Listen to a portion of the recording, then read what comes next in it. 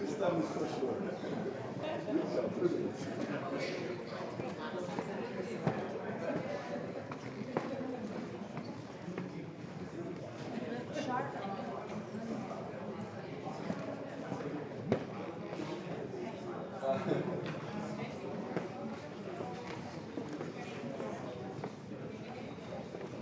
And you are now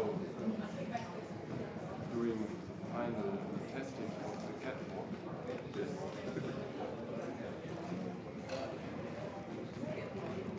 Actually, it was a long way. The last 6 years. 8. 8. Ah, yeah. 4 and 4.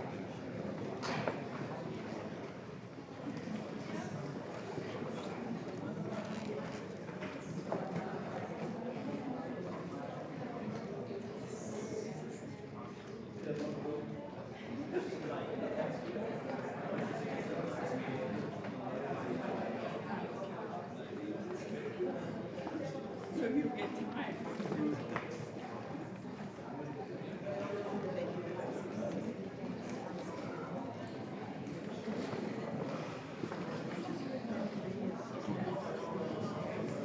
Yes.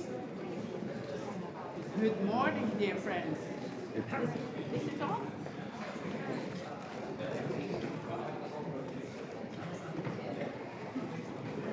Good morning, everybody. Wake up, a new day of working. Find your seats. People are coming in, but we have a big program today, so I think we'll start now. My name is Ingeborg Bø. I come from Norway. And first of all, I would like to greet you all from one of the founders of Eden. It's not only Sir John, but we heard yesterday that there were other people. On Sunday, Erling Joso, our first president, called me and said, give my warmest greetings to Eden, the Eden family, and the executive, the secretariat, the audience, and he's so sad he couldn't be here, but I'm greeting you all on his behalf. We had 4 distinguished presenters this morning, but before that, Eden as an organization, this is Eden's hometown, and we have the annual general assembly yesterday, and our president, our leaving president, Antonio Teixeira, will announce the results of the elections yesterday, or maybe something else too. Please, Antonio. Thank you very much, Ingeborg. Welcome to the conference once again, and good morning. As Ingeborg said, yesterday we had the annual General Assembly, so the AGM, Annual General Meeting, which gathers all the institutional members of Eden. And well, I won't get into much details, but basically there were 2 important, or 3 important announcements, or there are 3 important announcements that I should make and share with you. The first of all is that we have some elections, well, elections for some positions in DC, so in the Executive Committee of the Association. So some members are leaving. They are Deborah Arnold, Kostas Solakidis, and myself. And 3 new members have been elected yesterday. These new members are Mark Nichols from the Open University, José Maria Duarte from the Open University of Catalonia, and Helga Gonen from the Central European University. Can you please stand up?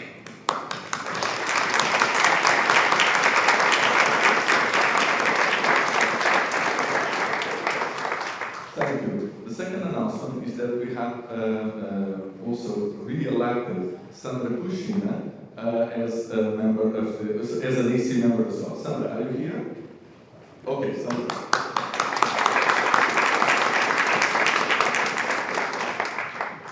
Thirdly, and most importantly in this case, I've completed my term at EC as well, and so a new president has been elected. The new president of Eden is Irina Volushina.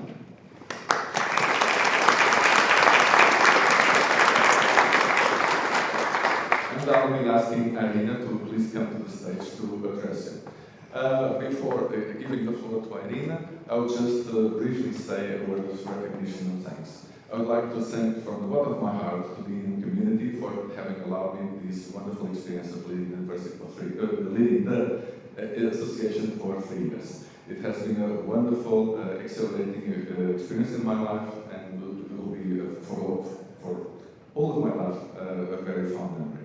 I would like at this moment to thank very deeply to all my colleagues in DC, starting by the presidents with which I served, Alan Tate, also Morten Olsen, and all the EC colleagues which I've shared this responsibility with. Also, in particular, the vice presidents that worked with me, Alan Bruce, Irina Volushina, Deborah Arnold, Lisa Vlaška, and Winfried Berger. And a very special thanks as well to the secretariat, my dear friend Andras Zuks, my dear friend Miliko Masa, and my even more dearest friend Anna Wagner, and all the colleagues that have been in the Eden staff for all these years. Thank you very much, and a final word of thanks as well to the former presidents of Eden who helped me a lot, and passing the baton, and that were constant help and support. Ingeborg, or Alan Tate, and Morten Olsen. Thank you very much from the bottom of my heart.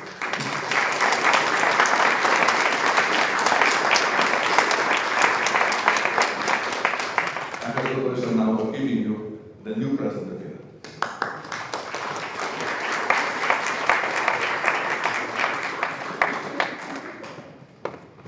It's a touching moment when Antonio is leaving, but the hope is that he will not leave and that will continue supporting Eden the same as all the past presidents do.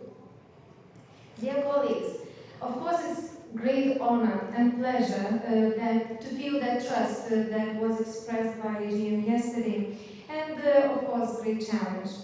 I was thinking what to tell you, what is most important, and I think I shared some of the moments yesterday with AGM members.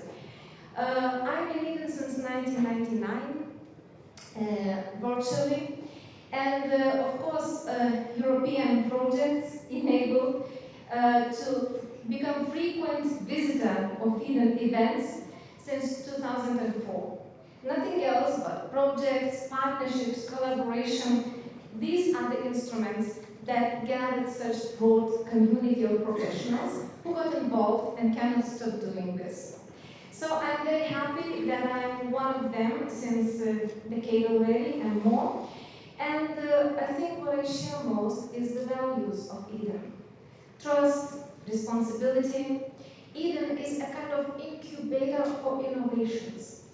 What I appreciate and love in Eden way is that in fact each innovation is met very responsibly. Experimenting, piloting, evaluating, discussing, being open. Openness is my passion as well. So I still think that Eden has to meet the challenge of openness, and we have good instruments for that were presented yesterday with the framework of opening up education. What we have to maintain and preserve. So first of all, the values that Eden cherished. And with this, I ask each of you, member institutions, to help.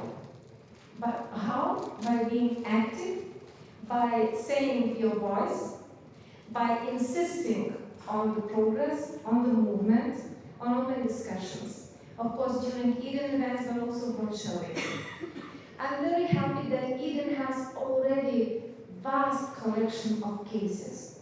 Again, from practices, from projects, but what is most important, from intersectorial education, that adult, schools, and higher education, all these sectors are here in Eden.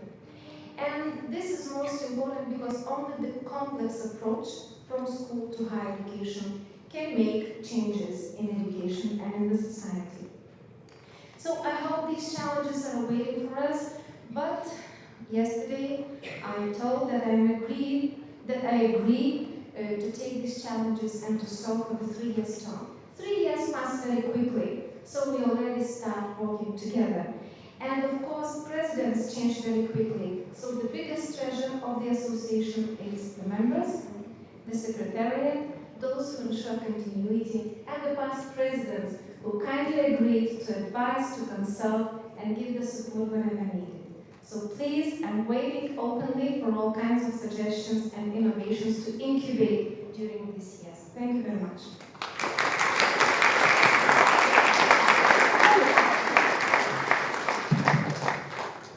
Thank you so much, both Antonio and Irina. Antonio, with his legacy now to Eden, to continue, and through his keynote yesterday, the challenges that we face, and Irina now appealing to us all to contribute and be part of this community and make it work. Thank you so much, Antonio, and good luck, Irina.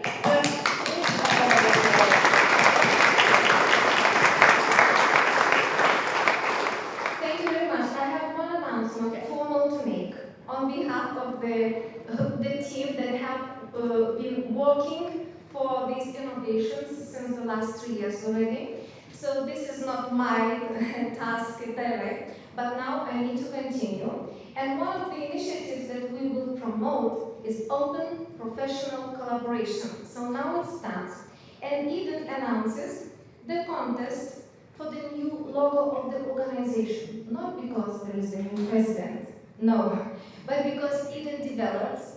It goes through rethinking, revising the mission statements in the context of new innovations, and therefore the contest for new logo is announced, and it is a part of Eden 25th anniversary celebration.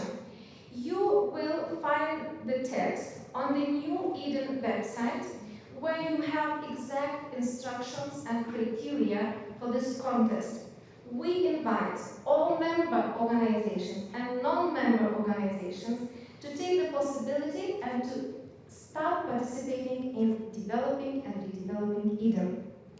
So the call says that ideas for new logo of the organization shall be submitted by September the 10th, 2016. Please revise the website, Eden #online.org, 2016 Budapest logo contest. That is all for the formalities. Thank you very much. Thank you. So she has already given us a challenge to stand up for it. Thank you. Then over to our keynotes. The first one is Yves Puny, whom we know from many Eden conferences, from the European Commission Joint Research Center in Spain. He told me yesterday that he is born in Belgium, has a French name, born in the Flemish area, works for the European Commission, lives in Spain. What other European can you imagine? Please, Yves. We also always follow the EU with bright eyes to find what's happening there. But what is most important with your work is that you try to find the scientific method of measuring what is working. So tell us, Yves. Thank you. Thank you, Ingeborg. And also my congratulations to the new president, Irina, and also thank you to Antonio, who did, I think, did a great job as well. So thanks a lot for inviting me to share with you some of the studies and the research we've been doing on the digital transformation, on an opening up education. And I'll try to be as brief as possible because we don't have so much time. Just very briefly to indicate for those who don't know the IPPS and the Joint Research Centers. So these are part of the in-house research laboratories, you could say, of the European Commission. So we're not the policymakers, but we do research to support the policymakers. And what we also try to do basically is also to connect and to see and to learn, for example, what's happening in Eden and other communities, and to somehow translate the evidence to make more evidence-based policy formulations, basically. We have a small team of people in IPDS, ICT for Learning and Skills team, about 10 people, which work together with me, and we mainly work together with DG Education and Culture in Brussels and with DG Employment. So, very briefly, I'm going to share with you some of the policy priorities today at the European level, addressing digital skills and competences, and I'm afraid I have to contradict a little bit Tony from yesterday, who had some problems with the concept of competences. I do not agree necessarily with you, but okay, we can discuss that later. The need for digital skills and competences for citizens, for learners, for teachers, and also institutional capacity building, and then basically some final remarks. So the policy priorities at the European level, very briefly, because yesterday it was mentioned, but I think it's a quite an important communication that came out just last week. The new skills agenda for Europe, working together to strengthen human capital, employability and competitiveness, just as I said, adopted by the Commission last week on the 10th of June. And very briefly, not going to give you all the politics behind it, but what I think is important that it starts with a number of challenges which I think we should take into account also for our research. Because I think these challenges are still quite significant. And the first one is that we still have about 70 million people in Europe who lack sufficient reading, writing and numeracy skills. That's more than the average country in Europe.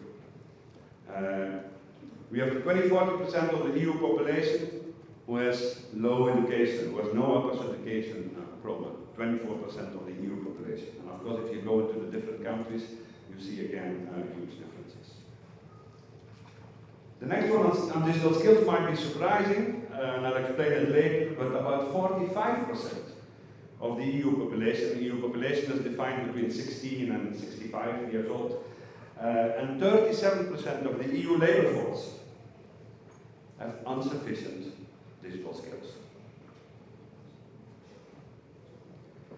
40% of European employers report that they cannot find the people with the right skills for growth and innovation. And a large number of highly qualified young people actually work in jobs that do not match their talents. So I think there are a couple of really big challenges we are facing still in Europe. And obviously in the skills communication, they try to give some answers and some actions to realize these challenges. I'm not going to provide any details, but basically it's about improving the quality and the formation and the relevance of skills formation, making skills and qualifications more visible and comparable, improving skills intelligence and information for better career choices. And then they propose 10 actions.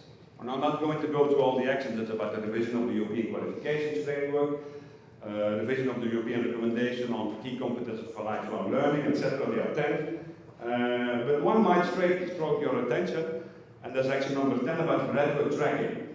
They want to come up with an initiative to actually get better information and better knowledge what happens to our graduates when they graduate and when they go into employment. We don't have a lot of strategic information about it.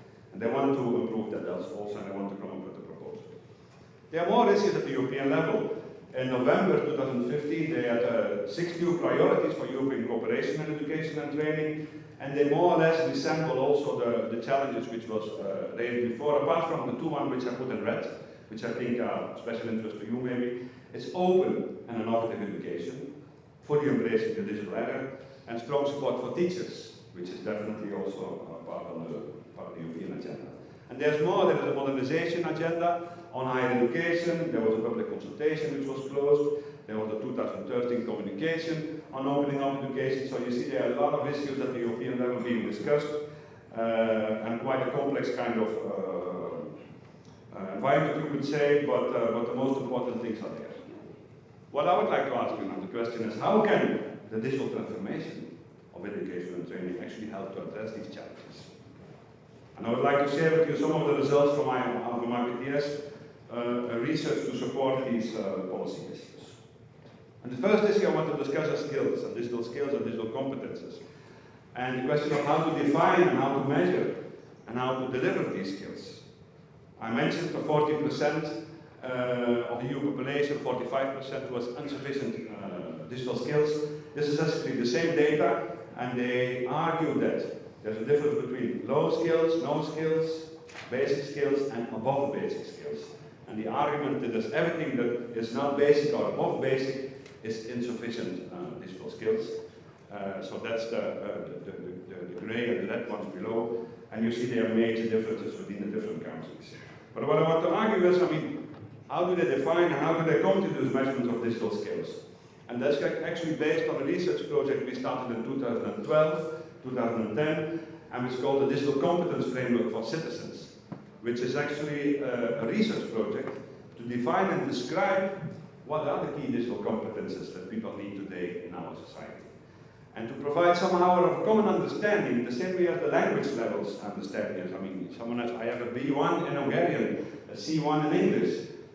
We need somehow a similar common understanding for digital skills, and that's what this project wants to do. Obviously, the project has a strong scientific underpinning, there was a lot of consensus building around it, and actually we just published last week what we call now DigComp 2.0, the Digital Competence Framework for Citizens, and I will share with you what it is.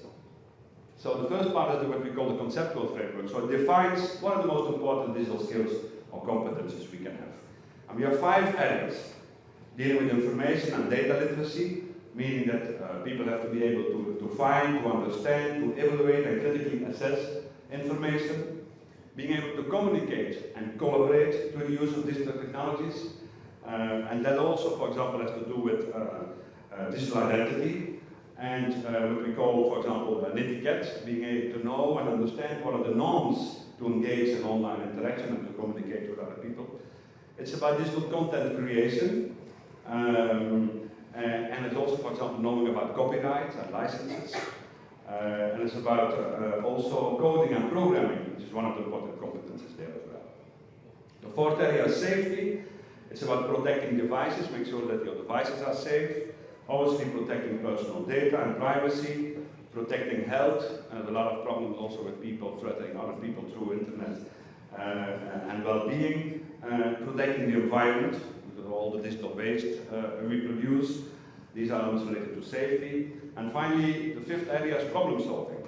It's solving technical problems, which everybody of course encounters, but it goes much more behind that. It's to try to identify and find the solutions, the technological solutions to the problems you encounter in your everyday life. And also to continuously update your digital skills and competences.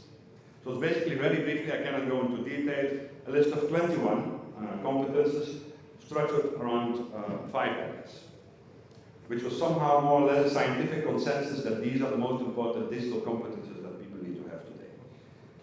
So this is not just a theoretical framework, it's actually being used a lot already in Europe. For example, it's in the summer, it's being integrated in the Europass CV, which millions of people use, where you can actually self-declare your level of competence in basic, intermediate, and advanced, according to the 3 areas, the 5 areas mentioned before. And it's also taken up in more than 10 member states in Europe for curricular review, for employment initiatives, for certification. So there's a map there you can see, but I cannot provide any details needed. But what I would like to argue is, then what does that mean for reinventing new learning environment, if that is the topic of the conference, is that my key point here is that actually, obviously, learners also need these digital competences. And actually you can go through the whole list, through the 21 competences, and you can very easily imagine, if you see a new learning environment and you see the role of learners in there, that they need almost all of these competences which are there. Sharing, collaborating, understanding, norms and values and ethics, etc. All these elements are there, and I think we need it. And the problem is actually that most learners, as most citizens, yet do not have these competences. To take an example from another study, we have MOOC knowledge study. Look at MOOCs. Everybody knows, okay, this is a pilot study from about 2,000 MOOC learners, 5, 6 different MOOCs. And the data are very clear, you know them. 81% of all the MOOC learners in our pilot study have a higher education. We know this. But the other graph shows the digital skills, and it shows actually that the higher the level of digital skills people have, the more MOOCs they follow. So there again, we see more or less that it confirms that today who are learning through MOOCs are the ones which are very quite privileged, and not necessarily the ones we want to teach if we want to open education. But there are also some nuances to be made. In our data set, for example, we find out that actually also unemployed, higher educated people are proportionally more involved in MOOCs than compared to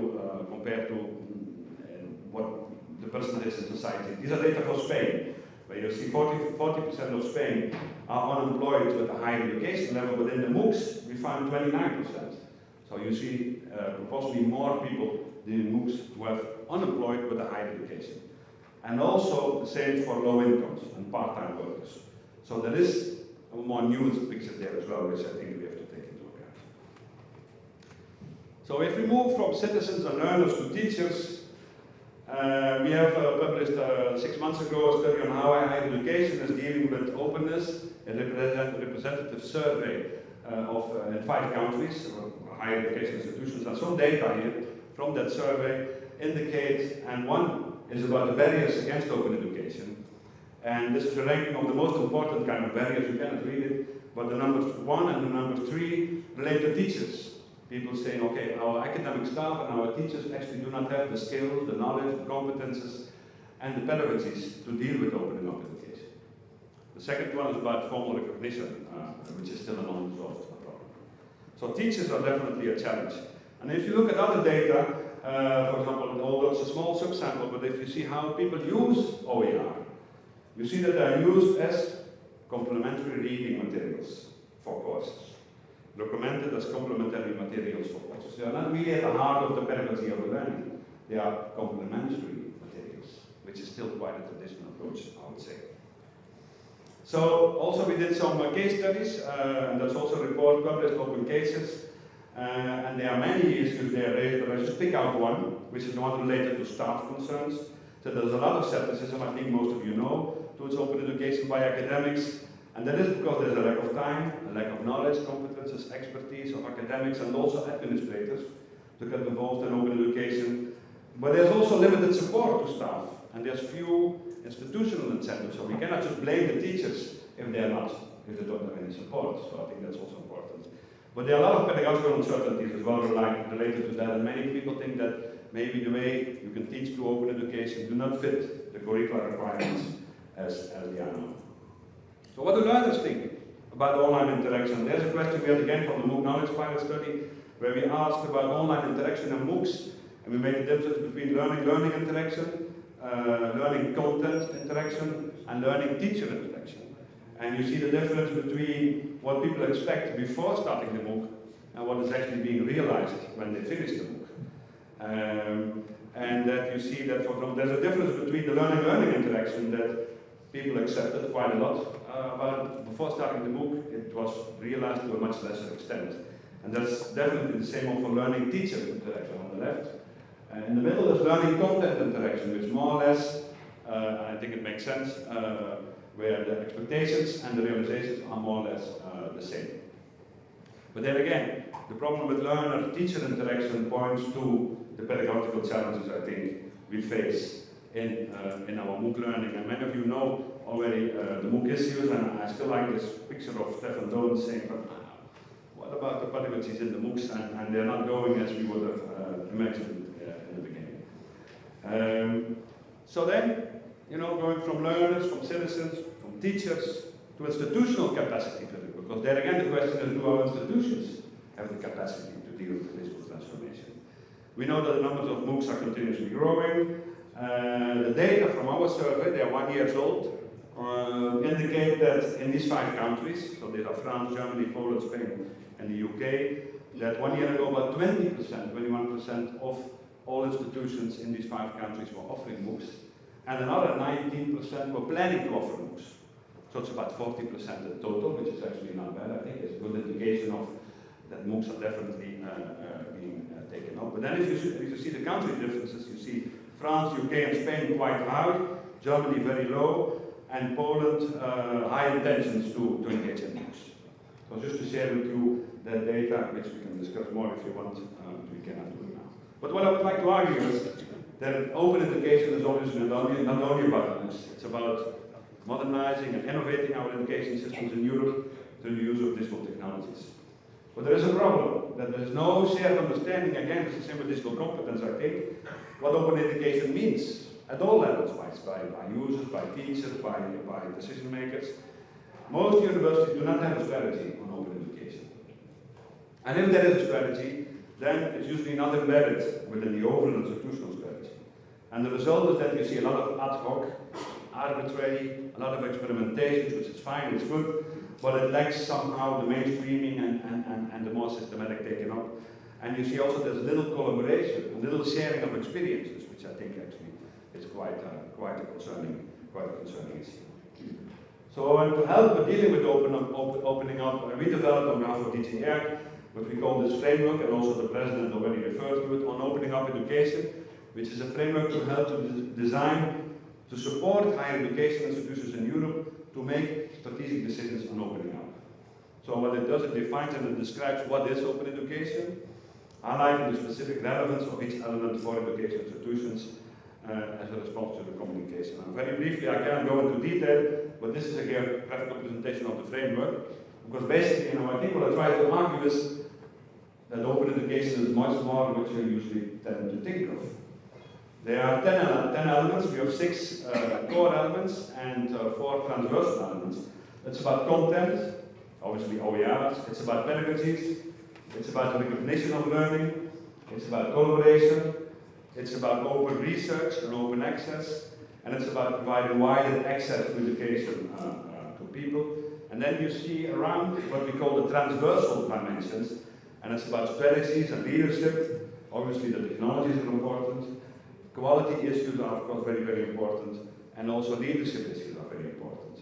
And this is of course very, very broad. And in the framework, because we have more than 150 specific descriptions, structures gone around all these elements which describe what exactly these issues mean. I cannot go into details now. But just to show you that, I think this picture is that open education is more than OERs. Open education is more than MOOCs. It's actually this more holistic kind of framework which I think is important and which might help us forward. One of the issues was recognition, and there's a lack of transparency and common terminology actually to describe MOOCs offerings. Because if you find a MOOC today and you want to follow a MOOC, and there's very little information about it, and there's no standardized kind of information about it. So how long does it take? Is there recognition? What kind of resources are there? Is there collaboration with others? So there's still a lack of transparency, I think, and we presented in that report on OpenCred what we call the traffic light model, which is a model to help somehow think about opening education offers and saying, okay, do you identify the learner, for example? Do you verify the identity of the learner? Do you do assessment? Do you work together with others? Do you award credit points? Is there a system of quality assurance? Do you provide badges and information about certificates and badges? So these kind of key elements which actually we should be able to find back everywhere when you follow a MOOC, but usually this information is not there, it's very hidden, you have to look for it. So this is now somehow a model which tries to help to create transparency and openness related to that. I'm almost finishing. Just to also make the case about this learning and open learning and informal learning, that we also depend a lot on what employers think. And I think it was an interesting quote here from Ernst & Young who said that, okay, entry criteria for people not necessarily are based only on university standards. University doesn't necessarily equal access. So they were looking for other types of way of understanding what people know and can do and what kind of skills they have, not just university diploma, which is something we have to think about. And then finally, what we are studying in this MOOC Knowledge Project, which I gave you some data and some analysis from. So it's a survey with learners who follow MOOCs. What we also observe there is what's so-called the intention-behavior gap. And I gave you already some examples. So people have quite strong intentions to follow the MOOC, but then when you see afterwards actually that what they do does not necessarily coincide with that intention. And we're studying that actually much more in this MOOC Knowledge project. And I just want to make some publicity about this MOOC Knowledge in the sense that because it's a survey of MOOC learners, we have now 6-7 MOOCs, 3,000-4,000 learners, and the data are across MOOCs, across initiatives, and we are open for anyone to collaborate with us. We provide free questionnaire, we help you with the analysis, there's benchmarking possibilities. So the aim is more or less to get to a kind of an open data set at the European level, across providers, across MOOCs, to get a better understanding of what's happening with MOOC learning. And I gave you some examples of the type of analysis which you can find there. Because obviously most providers have their own analysis, which is fine and is good, but we don't have any cross-provider, cross-MOOC kind of analysis. And that we want to do with this project. So if you want to join us, we were happy to work together with you. So, final remarks. Briefly, what I would like to argue is, for that capacity building for digital transformation, obviously I think we all agree and we all know that digital learning is becoming more widespread and having a deeper impact on learning. That definitely I think we can argue for and we have evidence for. But I think also we have to acknowledge, even after 25 years of Eden, that there's still need for more progress on all levels. And I think that holistic approach is very important there, to really realize the full potential for more inclusive and more relevant learning in Europe. And what I think is still we need, this is somehow the model which I wanted to share with you, but I think we need still much more stronger evidence to accompany this process of change, which the graphs show like the holistic kind of model going from citizens, from learners, teachers, institutions, and actually the policy area also have to be taken into account. We have some studies on that as well, but unfortunately I didn't have time to talk about these either. So, but I think that's it. Thank you for your attention.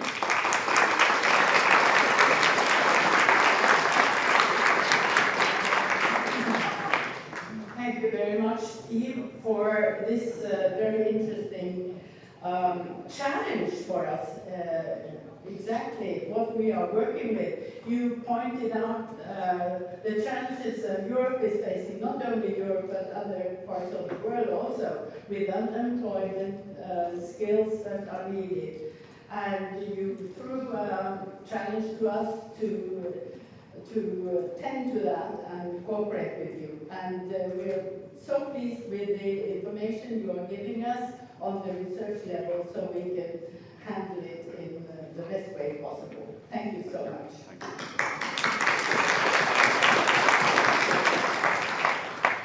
Eve talked a lot about MOOCs and also from learners, citizens, and on to institutions, and the need for leadership. Our next speaker, Melissa Heitland from the University of Edinburgh, United Kingdom. She will speak on strategic leadership for open educational resources. So it fits well into the design of the program here. Melissa is director of the Learning, Teaching and Web Services Division.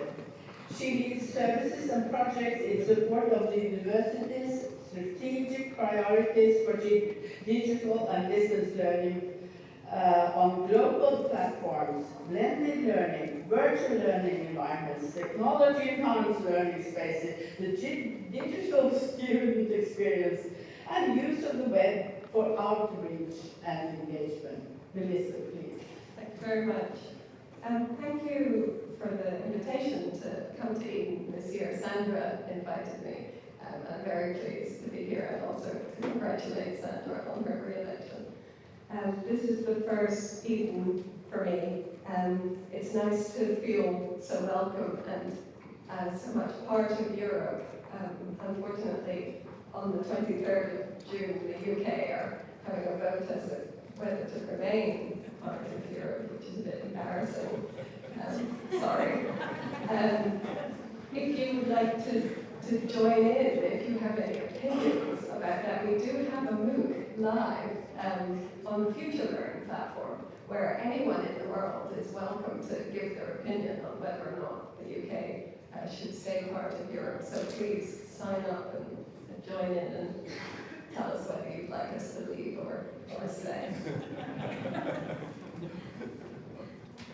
Thank you very much for the introduction. I am Director of Learning, Teaching and Web Services. I'm also Assistant Principal for Online Learning, and that means that my work spans two areas, and Learning and Teaching and Web Services is central IT. So I'm Director of Central IT, and all of the platforms and services that go with that are part of the remit. And what I want to talk about is how we leverage Central IT and the investment that we're making in that area to deliver on open education. So I'm going to talk a bit only about Edinburgh University. This is just a case study of what we're doing, but about the initiatives and the projects and what we do. So, University of Edinburgh is an ancient institution. It's a very traditional university. We have a crest, and we have things that are set in stone. We have a castle, and a thistle, and a book. We have old buildings and a very strong Scottish identity. The university was founded in 1583. Is the sixth oldest of the English-speaking universities. So there was 2 in England, then 4 in Scotland. It was Edinburgh is the 4th of the universities in Scotland, but it was the first one to not be founded by the church. It was founded by the city, for the people of the city. So it's a civic university, and it always has had that in its remit. In fact, its original name was the Tombs University, the university for the people of the town. That's Tombs in Scots. So it's very much about people and place, but also what we give beyond the walls of the institution. So we have, as I said, there's a book, not an iPad, at the heart of what we do. We have a publishing arm. We are in the business of publishing books. We're an education publisher. Edinburgh University Press is one of the largest of the university publishers in the UK. We live in a beautiful city. You're very welcome to visit. We have beautiful buildings, beautiful libraries, collections of treasures. We have university museums and objects. So we have learning objects and objects you can learn from. We have famous alumni, beautiful students.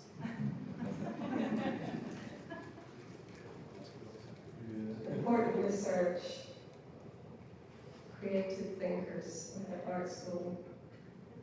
We also have a large number of university farms. You may know this if you follow our MOOCs. We have a lot of sheep. It's our fault that all sheep look the same.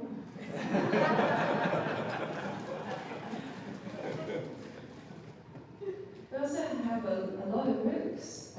We have more than 30 MOOCs on 3 platforms.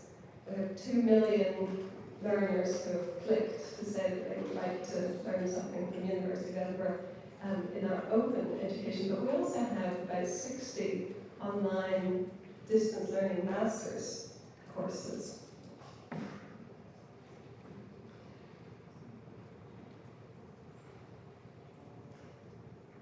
And all our content works fine on an iDevice. So again, some definitions of open we're doing very well, and I think what is working at Edinburgh is that we're aligning our commitment to open education with the university's mission and thinking about what business we want to be in. So that Edinburgh University is aiming for 10,000 distance learning students. And that would be a quarter of our student body, so we really need to think as an institution as a whole how we adjust to that new area of business. And open education, OER, for me is part of the infrastructure that is needed for any institution hoping to make use of content and collections in myriad ways.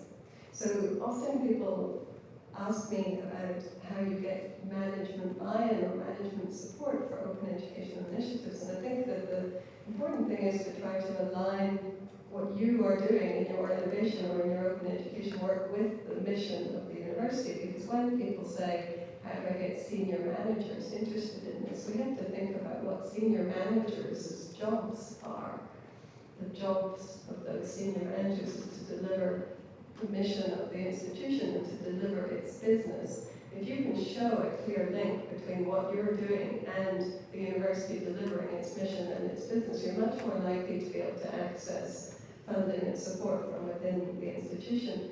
Senior managers never really openly embrace people who say, I'm trying to disrupt the institution and do things in completely different ways. What they like to hear is people who say, I've got a great idea as to how this new area of work can feed into what the institution really wants to do. So the trick is to tie the OER vision to the existing or emerging mission of the university, depending whether it's a mission that goes back 500 years or whether it's a new mission. So for me, open licensing is really key. I work in a combined IT services and library services. And open licensing makes clear the distinction between the resources that we can use for free and those with which we're free to do with what we will. And that's true externally, but it's very important internally. So the term reuse covers all instances of use. It's likely that so an individual learner might use a resource only once, but that by one person in one context, but that same resource will be used by many learners and by the institution in many different ways. So from an institutional perspective, the more open the license, the more sustainable those assets are, our content, our video, our collections, our resources. Because it gives us as an institution license to make changes and convert formats and save it and develop against it and move it around from one repository to another and publish it in new ways. You'll be aware that the formats that were used for creating learning materials quite quickly become obsolete. So things that were produced in the late 90s, early 2000s often are in formats that aren't working anymore, and having to go back to those legacy materials and figure out who made them and what license they were under and who I have to ask for permission even to save, convert, and reuse that material can take an awful lot of time. So for us, openness makes sense. And if we're moving from a situation where we have a small amount of online material, actually it goes quite far down that road, but to not be thinking about open licenses now, to not be considering how we make our material open free for reuse is actually a risk to the business. And it may cost us money in the future when we have to go back and reconvert those materials or figure out what the copyright on them really was. So if you're trying to make an argument to senior management in a university, they will usually be handling budgets and asking for return on investment. It's quite hard to actually make the case for open education as return on investment, but they will also be listening for arguments about risk and spend. So if we can pitch open educational resources and a risk that if we don't do it now, it will cost us in the future, then the investment in actually putting open educational licensing into the workflows of the central virtual learning environments, learning management systems, media asset management, publishing platforms, whatever you're using, put that into the workflow of the central IT services. It will actually be quite small investment at the beginning that will save the university a lot of what we might call technical debt or copyright debt when we have to go back and fix it in a couple of years. So thinking about what senior managers and the IT services, the CIO, is part of the senior management. So if you're not having any success convincing other senior managers in the university, it's worth figuring out what the general interests of the information services and CIO departments might be.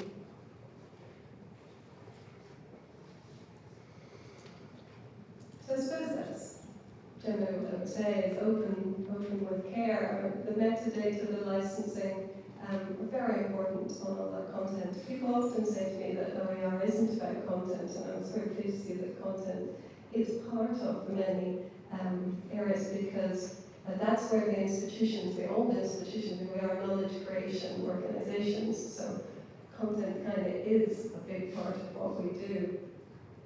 And if we do it carefully, the nice thing about the Creative Commons licenses is that they are designed to be read by people, lawyers, and machines. So it means that when you're talking about scale, when you're building systems and platforms and trying to do things at a large scale, you need the machines to be able to sort and find and organize all your content. So you need all of the licenses to be really clear so that you can be sure which of your content is actually available to you to use even within the institution. So the university is investing large amounts of money, probably, I'm sure yours are, in learning management systems and platforms and asset management repositories and various things. So I would encourage you to work with your IT department to make sure that you're always pressing vendors, anyone who's trying to sell you a new platform, right, the university making any large commitment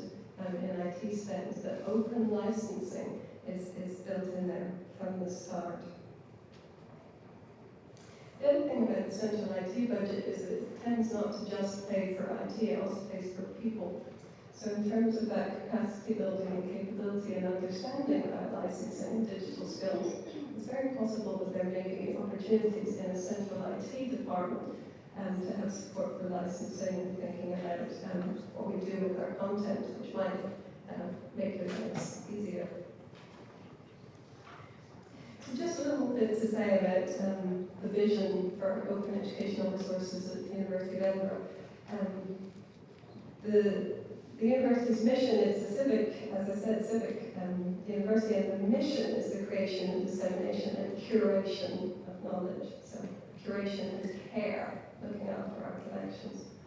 And to make a significant, sustainable and socially responsible contribution to Scotland, the UK and the world, particularly around promoting health and economic well-being. It says from the start that Edinburgh will look to the widest international horizons enriching Edinburgh, Scotland, and the world where we can.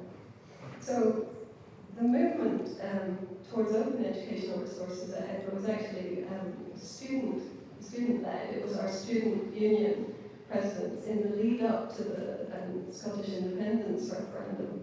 And you'll see a pattern there at the moment.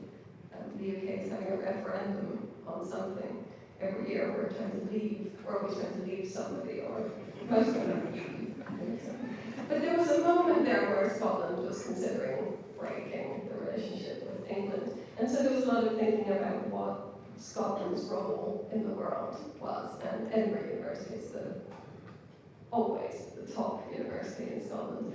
So thinking about what our civic mission and role in society would be in open educational resources are part of that. So this is where we have got to. We have a three-strand approach for open educational resources at the University of Edinburgh.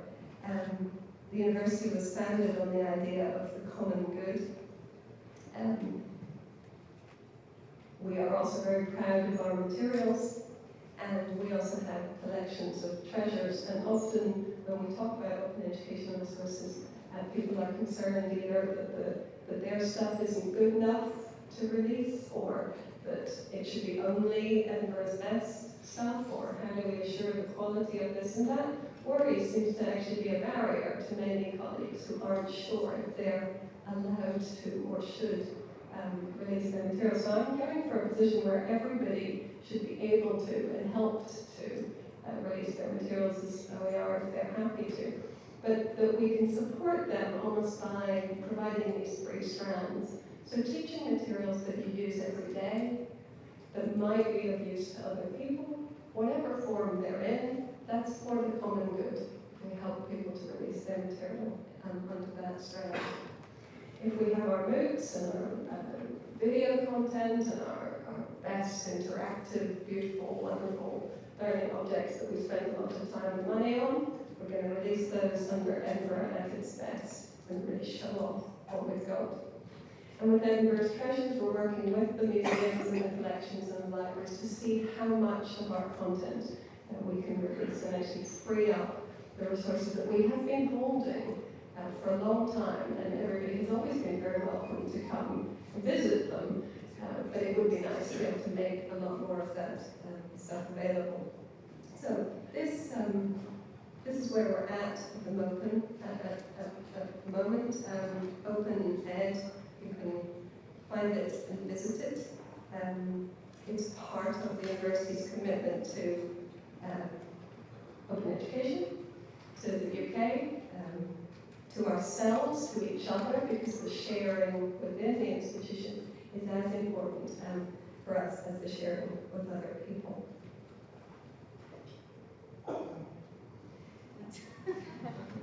And the other thing that we've done with regard particularly to capacity building and skills is that often it's hard for people to get started with the idea of adapting and changing and contributing to other people's resources, and that idea that you can make changes and contribute, which I think is really underpins open educational resources, that you can take the resource and make a change. Wikipedia is actually I would say the largest open educational resource in the world, and it's an amazing thing. And it is growing, and it's available in hundreds, dozens of different languages. So we have brought a Wikimedian in residence into the institution with a particular remit to help staff and students to think about and learn about how they can contribute to this growing body of knowledge. We are a knowledge creation organization, after all, and there's a lot of areas of Wikipedia, not only that the content needs to be improved, but that people need to be empowered to understand how content is created, shared, and contested online. And I think that that's a really important digital literacy, digital skill, because Wikipedia is where people look for information, and so the quality of that information and the quality of the people who contribute to that information, I would see as part of what universities, with our millions of graduates who understand about facts and referencing. It's also true that there's a rather shameful statistic that less than 15% of the people who regularly edit Wikipedia are women, which is shocking, really, given that it's only 15 years old, and it was supposed to completely transform and democratize education and the sharing of knowledge, and yet we have created so quickly a place where half of our population do not wish to spend time or contribute. And so our Wikimedian in residence has a very clear remit around supporting staff and students, particularly female staff and students, to become competent editors and contributors to that open knowledge network. And it has actually also been a great way to engage people in thinking about open knowledge and copyright. If I ran a copyright training session at the university, you can guarantee almost nobody would come. But the Wikipedia editathons are packed with people who are very interested to understand what images you can use, how that content gets there, what the license on this content is. And that has actually been a really interesting route into then talking about open education. So if you don't have a Wikimedian in residence in your university currently, and you think you could afford one, I would definitely recommend getting one. They're very good. So that's basically all I have to say. This is the Twitter for Open Ed Edinburgh, and this is the address of our website. So if you're interested in following up with me, I'd be delighted. Thank you very much.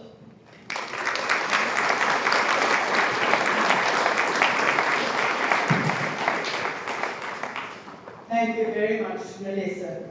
This is, it was so good to see how proud you are of your country, sharing images of your beautiful country, or the sheep, the beautiful students, and also your university. It is very interesting for us. Many of us work from the bottom towards students preparing material and wanting to use open educational resources. But it's so important that the leadership is on in how to handle this. And I'm very pleased that you shared your vision and how you handle it at the University of Edinburgh. And thank you for inviting us to come and to share our experiences with you. Thank you once again for this.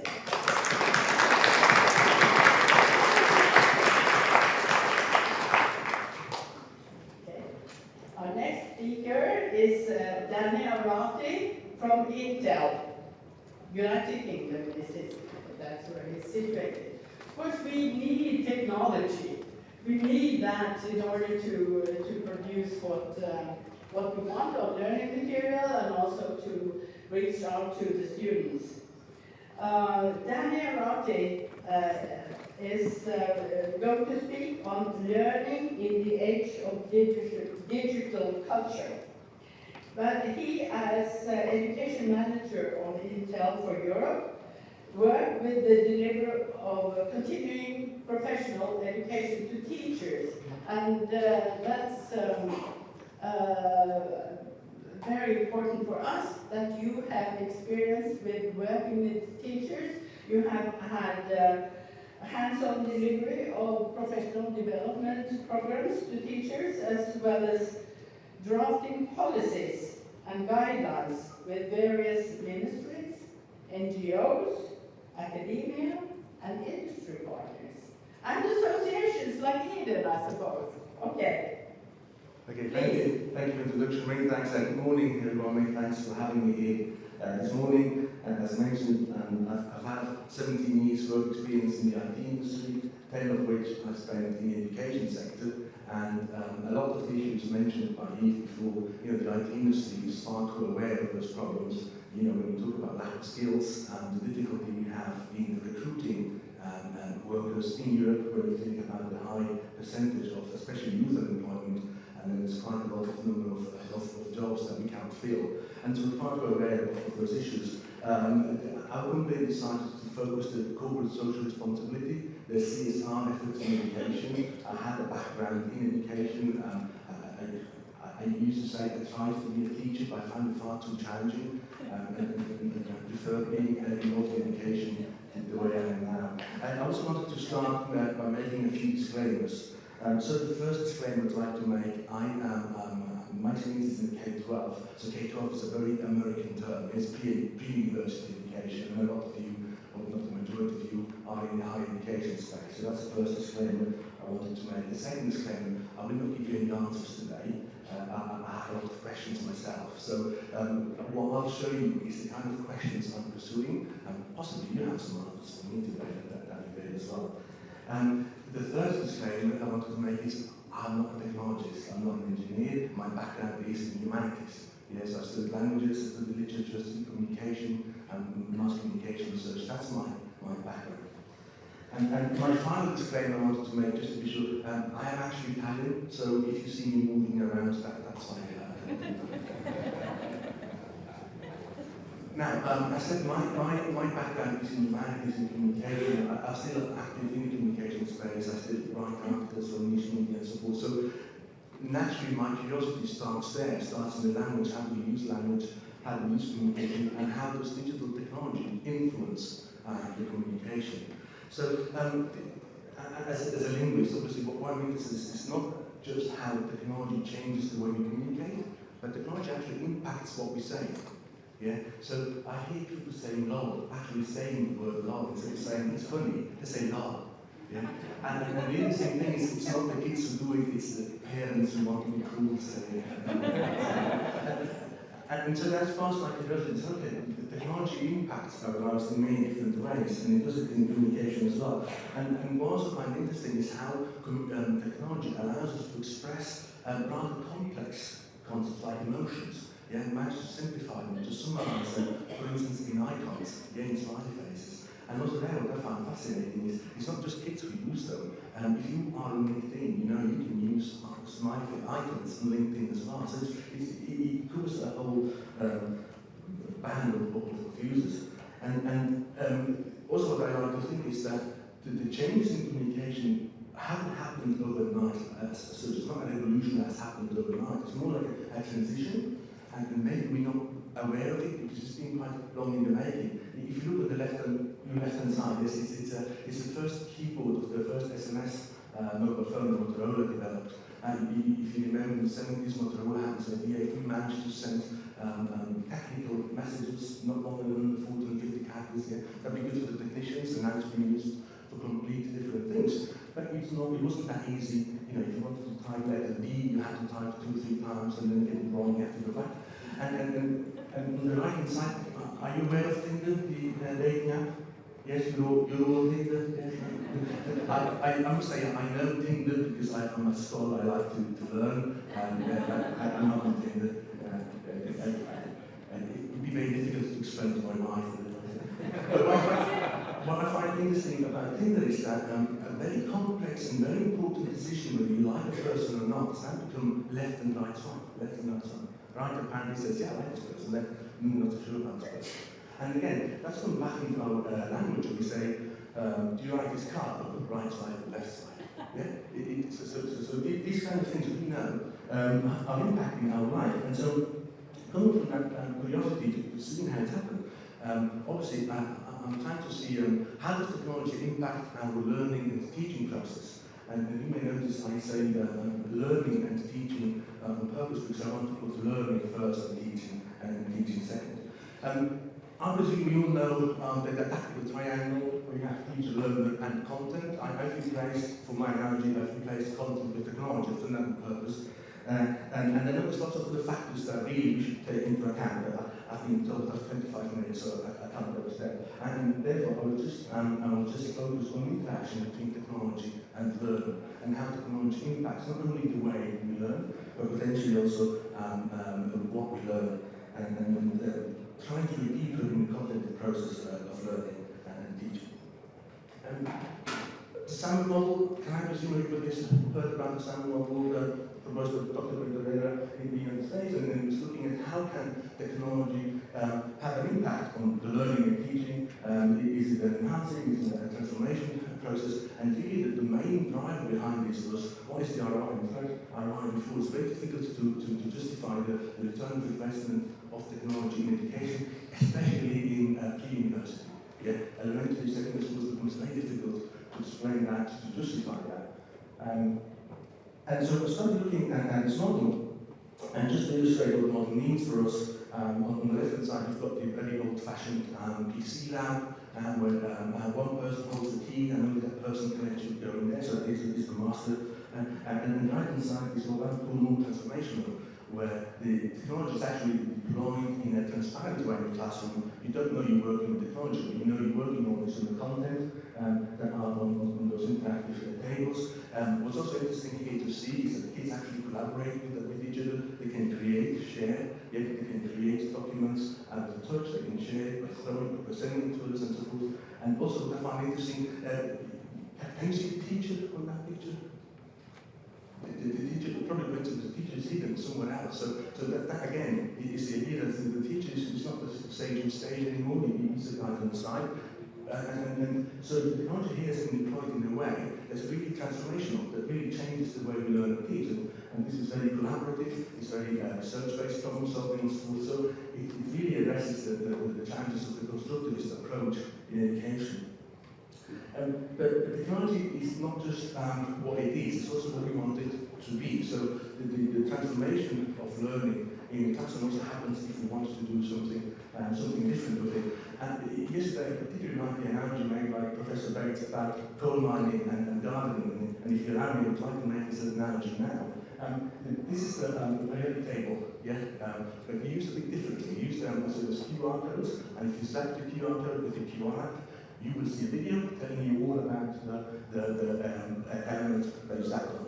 Now, if you take this approach with this modern technology, you're still in what Professor Bates was talking about coal mining, because I have the information, I mark it, I put it there for you, and instead of reading from a book, you will now listen to it from a video.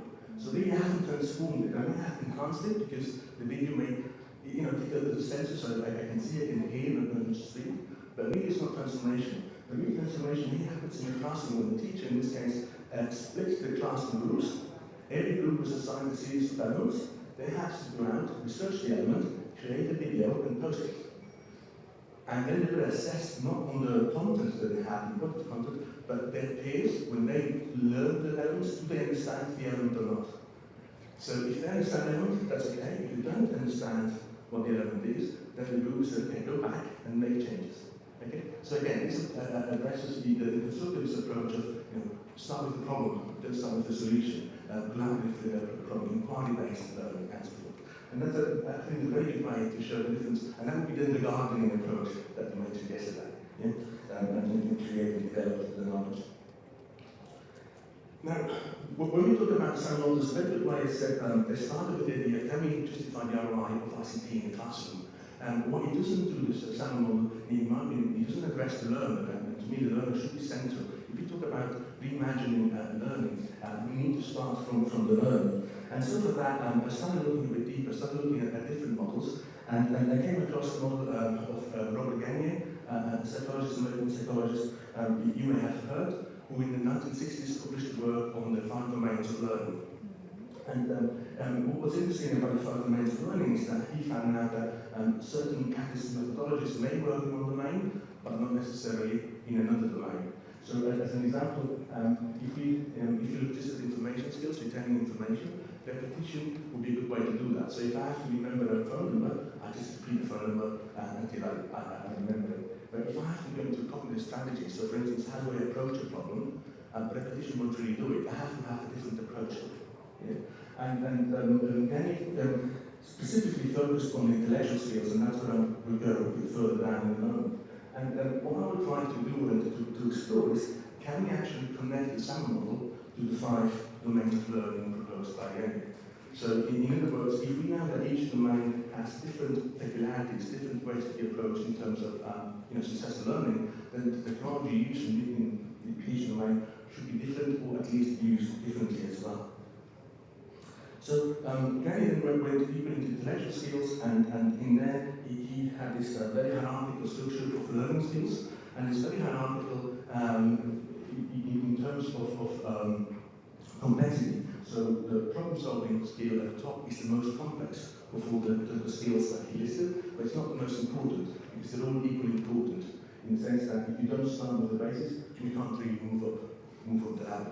So there's another fine-tuning, digging deeper in intellectual skills, in the learning skills, and again, my question here would be, can I go deeper and apply something like the SAM model to those different learning skills? So when do I use technology, and how do I use it?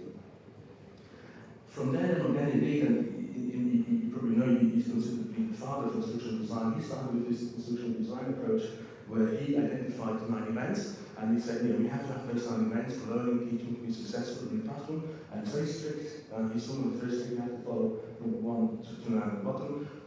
But when you design it, you have to start from the end goal, and then work your way backwards. Yeah?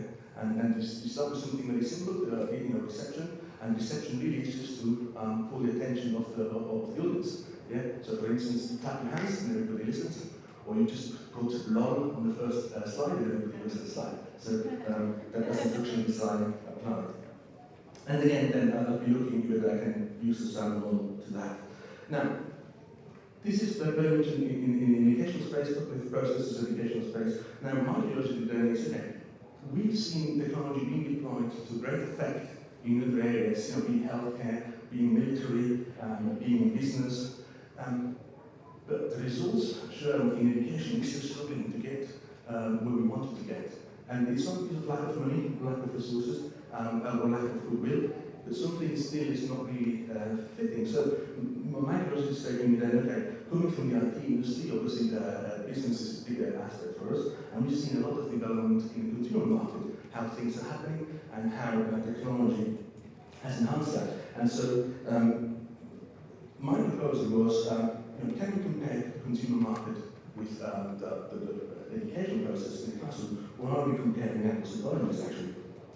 And so I started looking at how technology has revolutionized the consumer market. And that kind of reminds me of the picture that Professor Moreira was showing yesterday about the students laying in the grass with the tablet and accessing the learning experience that way. These are old figures now, the 2011 figures, 2010, 2011 figures, that show how and where consumers do their online shopping. Yeah? And so, 96% do their online shopping in the living room, 94% in the bedroom, and of course 70% in the porch. So they're either entering or leaving the house, and that's where they do the shopping on the tablet. And the marketeers know exactly, if you do your shopping in the bedroom, you shop differently, you shop different things than if you do them when you're in the office. Yeah? And marketeers know that, and that's how they present certain things in certain ways. Yeah? I've never been able to corroborate it. You're familiar with the film 50 Shades of Grey? Yeah? Yeah, you all watched it, of course. And there was a moment in the UK where they were saying that the DIY shops were running out of ropes. Yeah, of ropes. But nobody had been in the shops to buy them. They're all buying online. Yeah? And so we know it has an impact, we know it works. And what I find particularly fascinating is the 70% in 2011. So 70% percentage people as they're leaving the house, probably, or coming back from the house, that's when they do the shopping. The last thing you want to do when you leave the house and you've got your tablet to shop is look for your credit card. Yeah? Because that slows it down. And therefore, if you look at the bars at the bottom, that's where PayPal comes into play. PayPal has enabled the consumer market to be revolutionized. A simple, rather simple application that has a huge impact. So you see, in 1 year, it increased fivefold transactions over PayPal. So now if you're a retailer, you have to be online, and you have to have a application similar to PayPal, if not PayPal, to be able to be successful. Okay? And so that's an example I've taken where technologies had a huge, tremendous impact on the results. And the problem then I have is, am I comparing apples with oranges? So can I draw some conclusions? And so if I take it back to the instructional events, the PIP has 9 instructional events that again we proposed with an explanation. And then I've gone into marketing and taken a marketing work that Thomson published in 2010, where they identified 6 stages of the purchasing decision making by consumers. And I've listed the first 5 here. The 6th decision will be about disposal of the product, and I don't think that's relevant here, that's why I left it out. But those 5 stages that have been identified in the book, I tried to matrix them into the instructional events proposed by Gany. And I think there is an interesting enough match where we can say, yes, some things are very similar. And that justifies, to me at least, the idea to go and start digging deeper, whether there is some valuable connection there. And what I'm looking is for transferable skills, transferable elements that I can dissect and then try to adapt and apply in the education world. So as an example, for instance, the post-purchase evaluation, which is a very important aspect of modern shopping.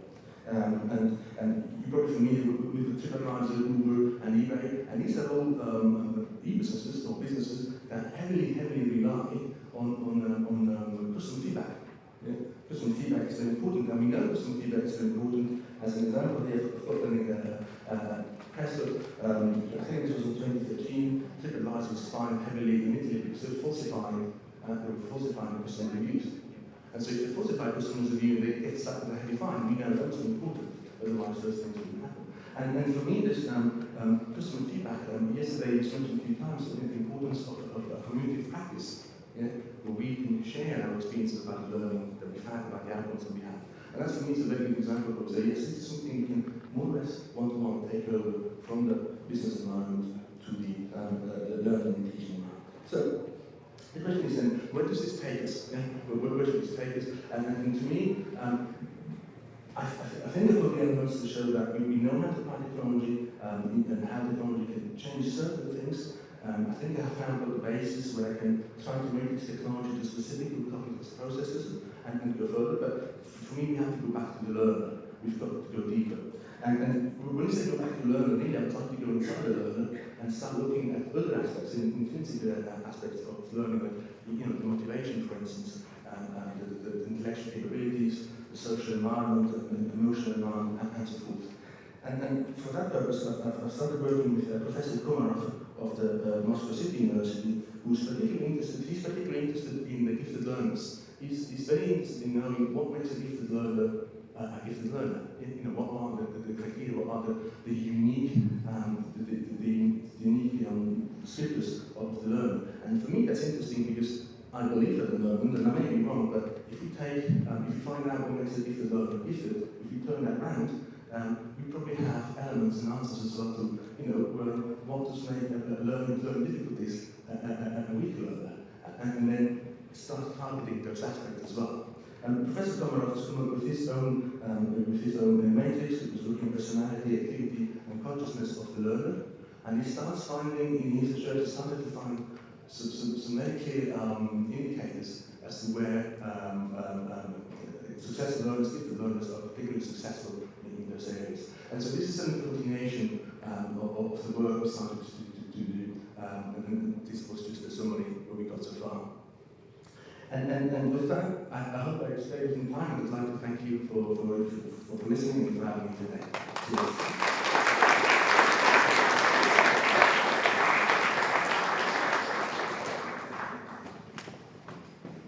Thank you very much for this inspiring keynote, telling from emotions how to express emotions, and keep working on that, because we need that. We need emotions between us. And also taking the learner in the center, that's the start. I appreciate very much that. Thank you once again.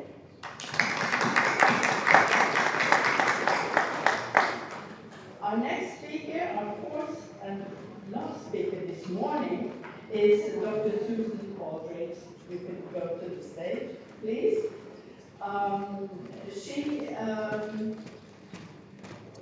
She will speak on virtual worlds,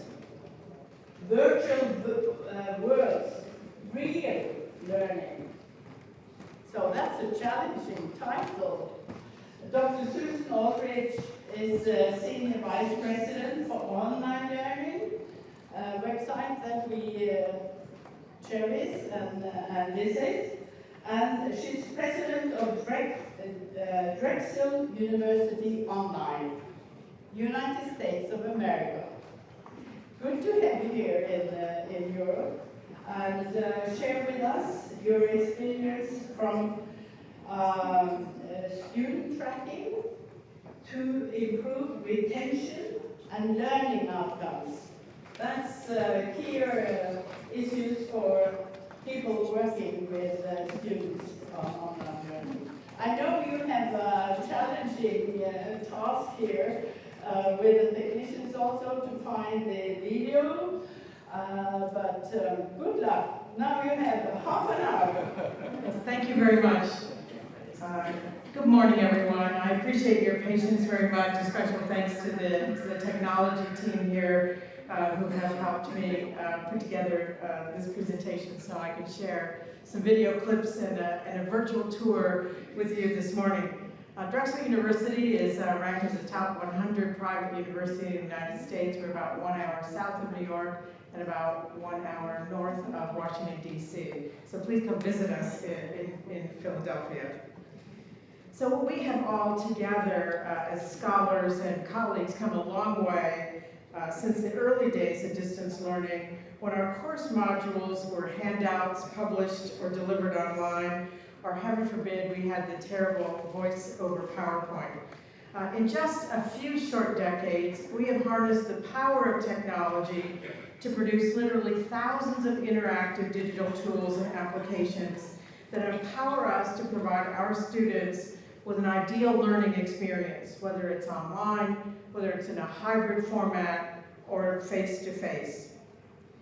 In looking for ways to create learning experiences that are engaging and customized, authentic, and measurable, we've spent the last year at Drexel University Online in research mode.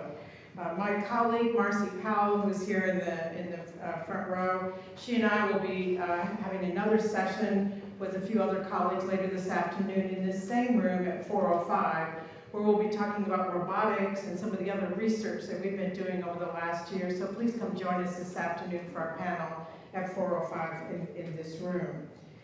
We've rigorously explored some of the latest and greatest digital technologies and how they're being effectively utilized for optimizing attributes for learning and customized and personalized learning around the world. So today I'm delighted to share some of the results of our efforts with you in a visual tour. These are virtual learning possibilities that incorporate 3 such powerful technologies. So this afternoon we'll talk about robotics and other things and do some demonstrations. This morning I'm going to talk about virtual reality, augmented reality, and holography. So let's begin this journey by stepping into the world of virtual reality. Virtual reality is an immersive and interactive, 3-dimensional, computer-generated environment that enables us to assume virtual identities as we seamlessly move in and out of cyberspace, manipulating objects and performing certain actions. Although we usually think of virtual reality as a tool for creating the imaginary worlds in entertaining video games, educators are really beginning to exploit its tremendous potential for teaching and for learning. To begin with, virtual reality makes it possible for students to actively learn by doing. Many of these students are gamers, so they have learned to repeat and try over and over again different steps to perfect their knowledge. And so we're utilizing this in thought-provoking practice in safe, multisensory, and authentic environments for these students. So they're able to apply new knowledge and make mission-critical decisions while identifying obstacles, considering multiple perspectives, and rehearsing various responses in a no-risk, low-risk environment. So these worlds can be designed for individual use and also for collaborative use as a digital tool connecting students and various learning activities. So the virtual reality learning environments typically incorporate some kind of immediate feedback or reward system. And if you play video games, you know how this works. But it can also be customized for unique learning styles and diverse abilities. And it can be used for creating educational games and simulations. It has many teaching applications in just about any discipline that you can name.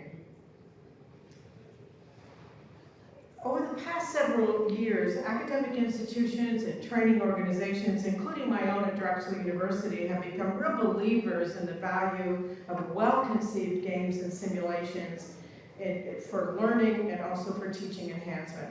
It's not about the games, it's about the learning.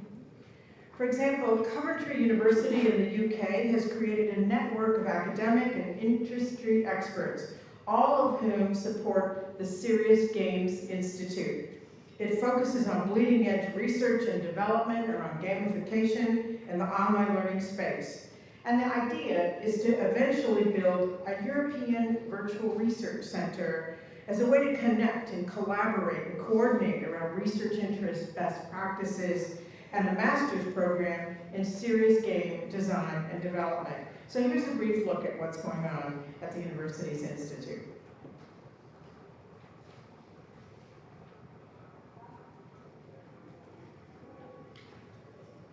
I have the voice turned down on this so I can talk over it, but at least you can see the visual images of it.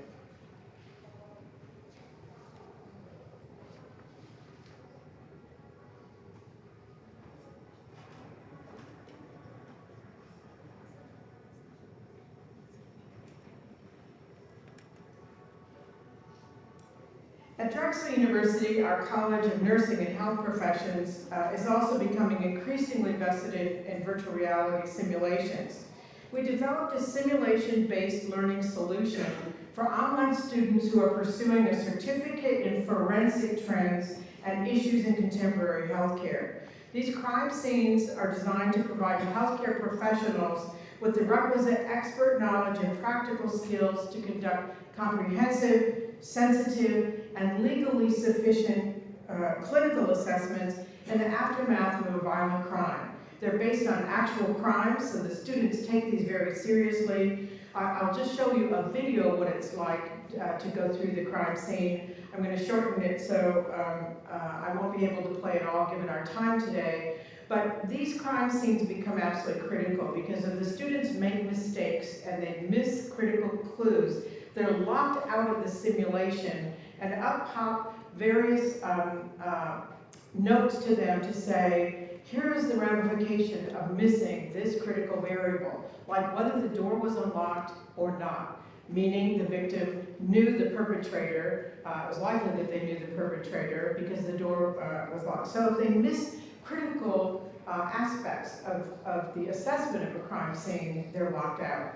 Also, the professor can see where the students are stumbling in this process to go back and really rethink the way that they're teaching various aspects of the course. Great feedback mechanism for the faculty member, great teaching tool in a low-risk environment. There's another aspect of this that we have developed, which is around interview skills with victims and how to be very sensitive to the victims and not victimize them further by the way you interview them. And there's another segment that also has students practicing around how to interview potential prospective perpetrators, the potential perpetrators of a crime to make sure that they're also not placing any value judgment on these perpetrators as well. So here's just a quick video of what this crime simulation looks like that we built at Drexel University. So the faculty member is actually doing a voiceover of this as they approach the house, looking at the neighborhood and the area. So the students can see up on the top left-hand side what the layout of the house actually looks like going into it. So they go room by room, but they're supposed to be making an assessment in this simulation about what it is they're looking for. Assessing the area, looking at the front door, checking to determine whether the front door is locked or unlocked.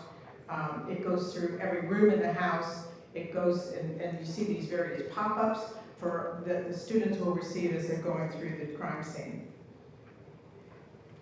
So because these are based on real assaults, the students take them very seriously because many of them will go on in their profession to be expert witnesses in court cases.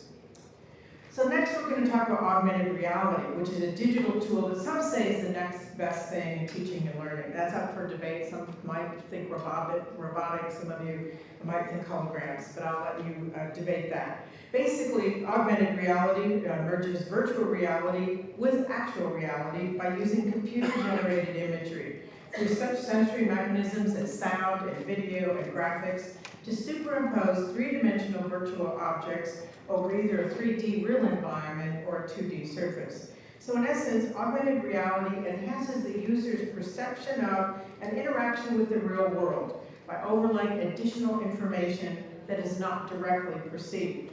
So we can then access these enhancements through a whole variety of applications and input devices, from tablets, from smartphones, to headsets and eyeglasses. Remember Google Glass? So over the past decade, augmented reality has really become one of the hottest trends in visual advertising by creating hype and increasing consumer engagement. And here you can see on the left-hand side, Toyota advertising and also Disney advertising on the right-hand side by overlaying the iPads over a trigger that then provides additional information. TV weather reporters have also employed augmented reality very early on for weather visualizations, for overlaying animated storm fronts and other changing weather conditions on a stationary green screen that's located behind them on the set. And today, augmented reality has transformed the weathercast by offering a variety of storytelling formats, as you will see in the following YouTube video produced by the Weather Channel. So I have the volume turned down. I just want you to see the visual images of this. He's a weathercaster talking about the weather.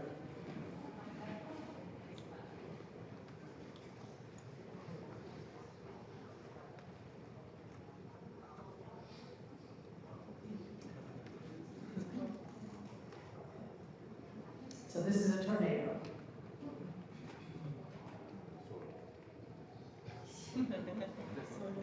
So demonstrations like this one would be equally useful and stimulating in a face-to-face classroom environment for both online students, on-campus students, or hybrid students. Very cool, isn't it? It's not surprising to see augmented reality being innovatively deployed as a technology enhancement in various academic disciplines. I know this is so much fun you don't want me to stop, but I need to go on. Erasmus is another tool that you might be interested in. This is a free tool, so you might want to write down the name of it. At Cal State University Chico, a professor in the School of Education is using Erasmus, a popular augmented reality platform, in her online coursework where she is teaching teachers about some of the coolest technology for learning in the classroom. This is a free digital tool. It works on mobile devices such as tablets and smartphones, allowing teachers to select anything in the environment, a logo, a picture, a sign, or an object, and turn it into what we call a trigger, which can then be overlaid with additional 3D content. So I'll show you how this works in just a second. For an example, an elementary teacher might create a silhouette of each student in her third grade class, which can be used as a trigger. So the outline of the student. The students then color in their photo, color in their face on this outline. And then the students create a 15 to 20 second video about themselves. So here's what happens when the parents place their smartphone or tablet over the trigger of the student. What you'll see behind the student's photo is, and the picture that the student has done, is the clip that the student has done about their artwork. Very cool. So now I want to move on and talk about holography. Holograms are a mind-blowing technology that engage students in multi-dimensional learning experiences and environments that are active, that are authentic, and that are customized. And basically, a hologram is a three-dimensional, freestanding image which is created with photographic projection, and it's viewed with special headsets or wearable devices. Companies are coming up with new devices every day, like Microsoft's new HoloLens headset. It's now available on the market only for educational purposes. There's a long queue. I've got a note in the middle of the night that our one precious set of HoloLens has been shipped to us. So you know what we're going to be doing for the next 2 weeks. We're going to be wandering around, exploring this new technology and all the unimaginable opportunities for us. Holography can take video conferencing to a physical level by facilitating remote collaboration among students, among faculty. It's an opportunity to bring in international experts into the classroom, and it feels like a face-to-face social presence and interaction. The holograms also allow the students to conduct science experiments that are too dangerous, that are too expensive, or difficult to perform in real life. Likewise, this technology supports great opportunities. This gentleman is taking his child's drawing, and he's using a 3D printer, and he's actually printing it in real life, so you can see how cute this is. And there's some other new ways of utilizing the Microsoft HoloLens. Case Western Reserve University is using it to transform how medical students learn about the human body. Something that in the past has always required a cadaver or just physical labs. But with holography, students can now come into a virtual cadaver and understand the intricacies of the connections among all of the human organs, the human systems, the organ, the skeletal, the vascular, and the nervous systems. So this is how they have utilized the Microsoft HoloLens. So what you're seeing after his speaking, what you're actually seeing is what the student is seeing through the HoloLens.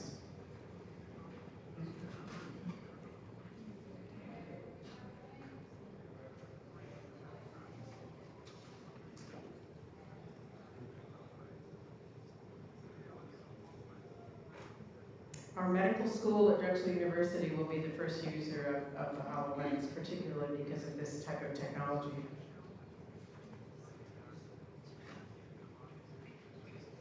So you can see the body in 3 dimensions, he's saying.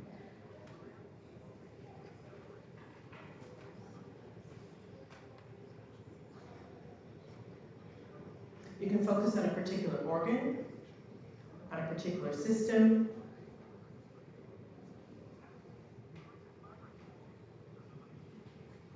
Students in the class can actually contribute to the dialogue and discussion while this is going on.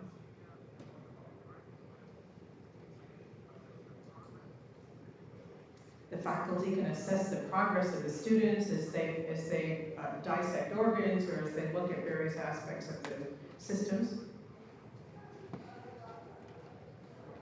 The faculty and students can comment.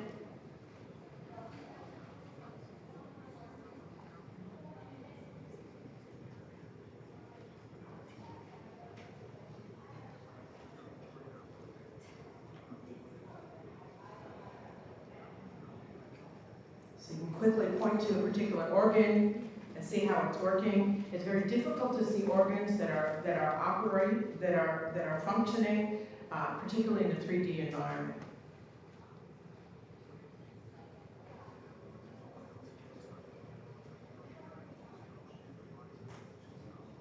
So we're looking at the structure of a body in a way that we've never been able to see it before, particularly with all of the systems functioning simultaneously. So imagine if we can do this in the medical field. Imagine how this has an impact with us when we look at other types of aspects of use of this type of technology in art, in science, DNA, engineering. So hopefully you'll sign up for your copy as well of this. So holograms for gaming are also taking on an entirely new aspect of teaching and learning. Many of your children know, if you don't know about Minecraft, your children probably do, or your grandchildren probably do. These are game-based learning tools. So this is an extremely popular Lego-style game that invites players of all ages to explore, create, mine, and manage resources, which is why educators around the world are adopting it as a new technology for teaching science, engineering, technology, and math. So I'm going to keep talking while I roll the video of this so that you can see it. So in essence, this is a combined holography with the HoloLens. So what you're seeing is what he is actually seeing through this lens.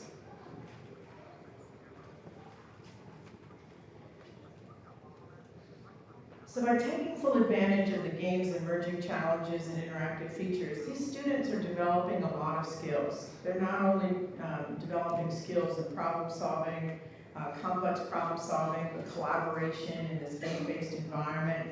They're learning about leadership. They're learning about communication.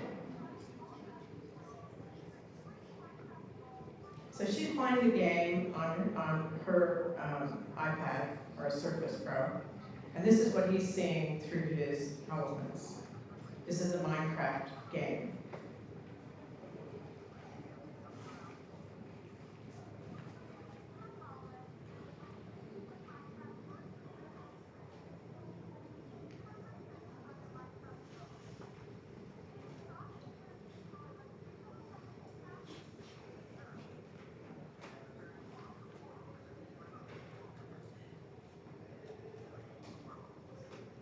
So he's verbally saying, create world. And this is what's created in front of him.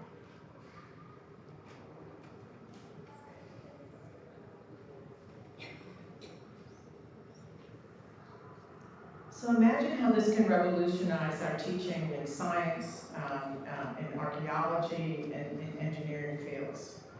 And you can maneuver through and around this entire city. You can look underneath it, you can look at the bridges, and so on. At the University of Hull in the United Kingdom, they're busy working on a series of higher education projects to to really determine how this world-building game can be useful in their education. So Microsoft decided to expand into this arena, and it'll be interesting to see how they continue to leverage this in higher education.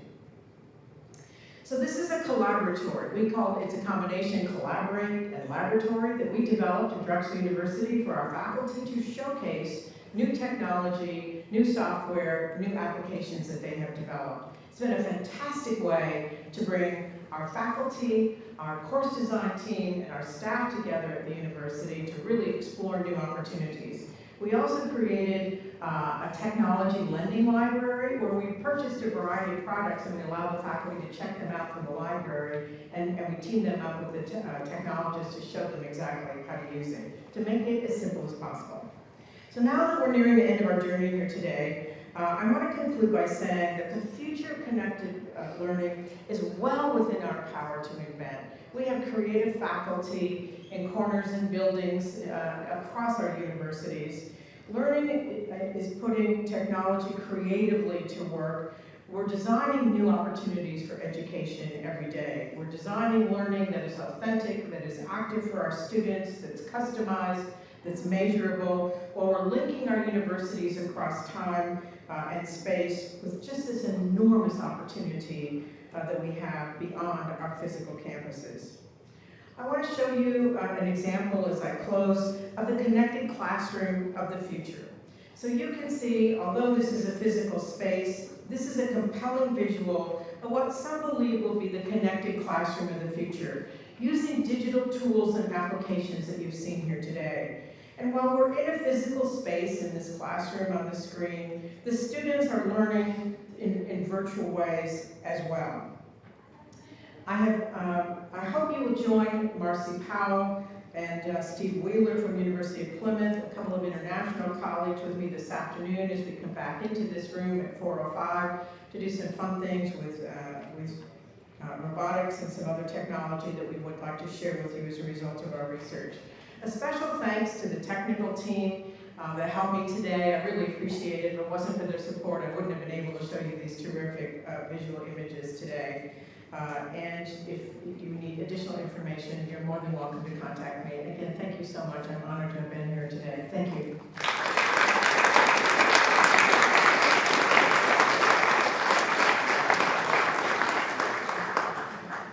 Thank you so much, Susan Aldrich.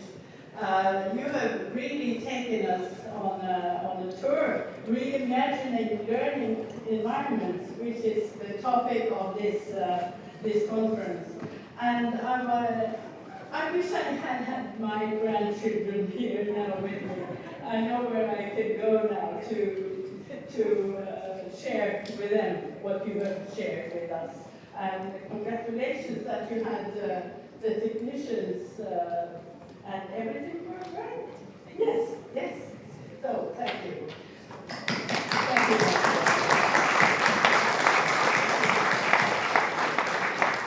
We've heard about the real world, virtual world, and augmented reality. Well, I see we have a few minutes for questions. Are you ready to take questions? Okay, before we have coffee. I'll let you have one question to each one of them. We'll start with Eve. Who has a question to Eve? Do you have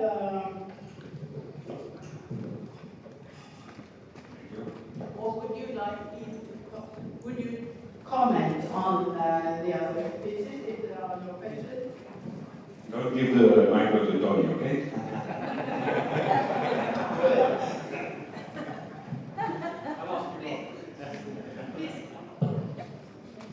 I have one more.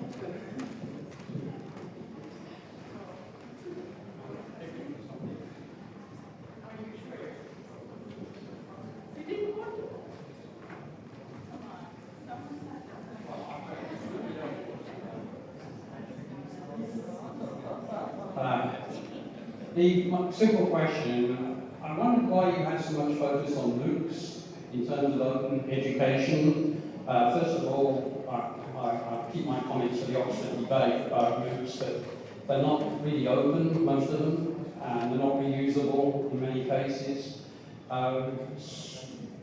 To me, the most important things are things like open data, open research, open educational resources, open textbooks. And they don't get anywhere near the visibility and comments, but I think in the long run they'll have much more impact on higher education than MOOCs. Would you like to comment on that? No, I very much agree. Obviously, MOOCs now are so visible, and basically also because we have a lot of analysis and data on them. We probably have less data and analysis on the other parts, so that's why it's easier to talk to MOOC story now. But I agree, obviously, and that's why we wanted to present that open edu framework, where we exactly wanted to show that open education is much more than MOOC. It's about open access, it's about open pedagogies, it's about recognition, it's about leadership, it's about all these elements. So definitely I agree with you. We have that tendency to always reduce the discussion to MOOCs, which we shouldn't do, of course. And I'm sure that in 5 or 10 years we don't speak about Linux anymore, and now we are already 100 different versions of MOOCs, etc. So, but today it's still somehow a tendency to discuss about these things. If I just may say one word, which I forgot to mention, is that actually the Open Edu framework, which I showed to you, will actually be published next week. So we have the full report out, and we hope to have it online, and we'll share it via the means, online means with all of you next week. Thank you. Next question to Melissa. Sally, wait until you get the microphone from.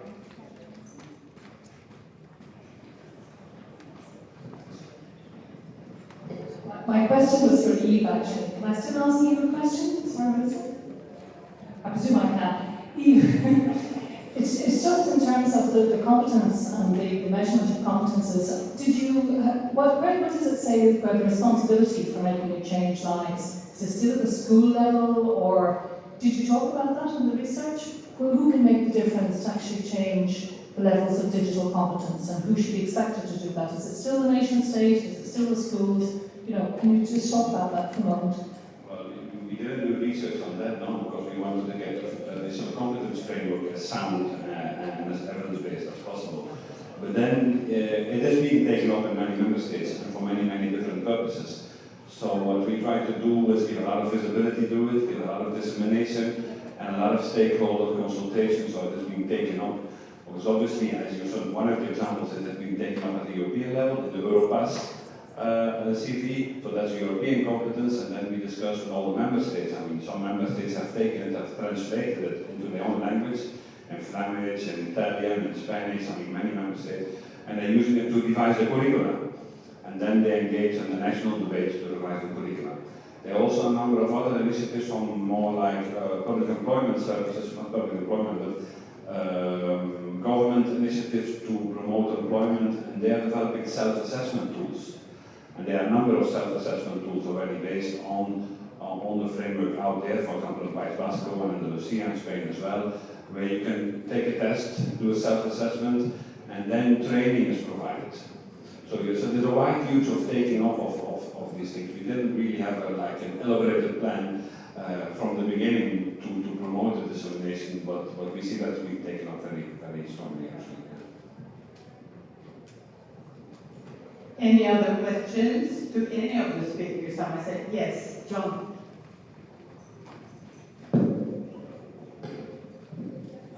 This is to Melissa. Thank you very much for, I thought it was a super presentation. I've been sort of following the area, I think, for quite some time, and it always seems that people are keener, faculty members are keener to create them than to use them. But you seem to be very successful at getting your academic staff to sort of take advantage of what's out there. Could you comment on how you make that happen?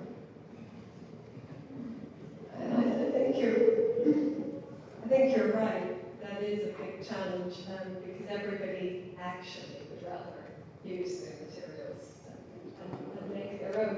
But I think that part of the discussions about internationalizing our curriculum, including diversity in our curriculum, often we encourage colleagues and we say it would be great if we could have examples or case studies or material in other languages or LGBT case studies and examples to make our curriculum more diverse and more global. So this is part of Edinburgh University's commitment to creating global citizens.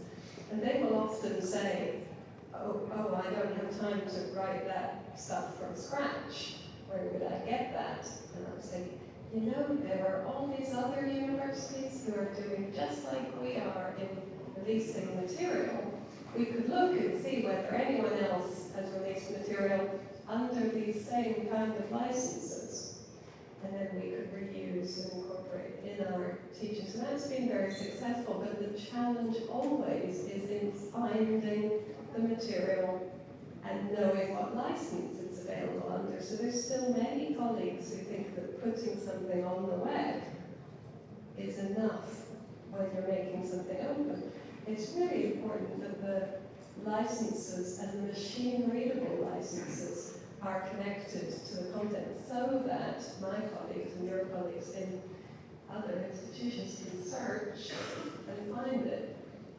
So really looking at places like Flickr and OER Commons and the various places that people are depositing their material, SlideShare, and various places, and understanding that the letter CC might mean closed captions and not actually Creative Commons. So I really think it's the ability to empower colleagues to search and find material that they can reuse. That's the challenge, but we have lots of good examples. I think it's interesting what shifts someone from being a content creator to a content reuser, and that's quite subtle. And I think it's a brave and professional and stretching activity for professionals who teach, and I think that's part of what we should be doing. That's a professional skill. Then I have we have one question from Twitter. Good! From @Nazon R4Head to Dr. Aldrich. Nice presentation, smiley. My question, isn't holography a way of augmenting reality? Yes, absolutely. I think for many of us, we look at holography as something that's completely different and separate from reality. But I don't know if you've seen some of the movie actors where they've been able to superimpose actors from another country onto the same stage. You have to have a special set of glasses in order to see them. But holography is a version of augmented reality. So it's an opportunity for all of us to explore. I'm very pleased that we had somebody send a comment in, and if anyone who wants to send ideas from your university to us so we can use it in our future speeches and in our research, we would absolutely welcome that as well. So please send in your great ideas to us. Okay. Two more questions, Christian Stracke and then Eve. Well, I have to say I'm a strong believer and promoter of open education. That's why I was very happy that everybody was not only touching it, but focusing as its core. And as we are also part of the MOOC Knowledge project, we are also very pleased that we have launched yesterday, on that occasion here, a new survey following up the requests regarding MOOCs. And we are using this as a vehicle just to promote open education as the prominent way that everybody is affected by. My question is going to Eve, Melissa, but also to Irene. Because I believe this is one thing that we are doing very well, scientific research on MOOCs or open education in general. But what's about taking that into practice and how we can build up on existing initiatives, like for example Open Discovery Space with 5,000 schools and 10,000 teachers collecting open educational resources. But we need that at a European level, connected with research, with the European Commission and with associations like EVEN. That's why my question is how we can move forward to that launch next year. Eve, Melissa, Irina, who wants to answer? Well, I suppose not all of them can respond now, but a quick one. There's no quick answer to that one, I'm afraid. I mean, I agree with you, we need to work towards it. I mean, there are many different scenarios possible, so let's discuss that on another occasion and a bit more in detail as well. I don't know if you want to say something, Melissa. But I agree with the point, and I will support it.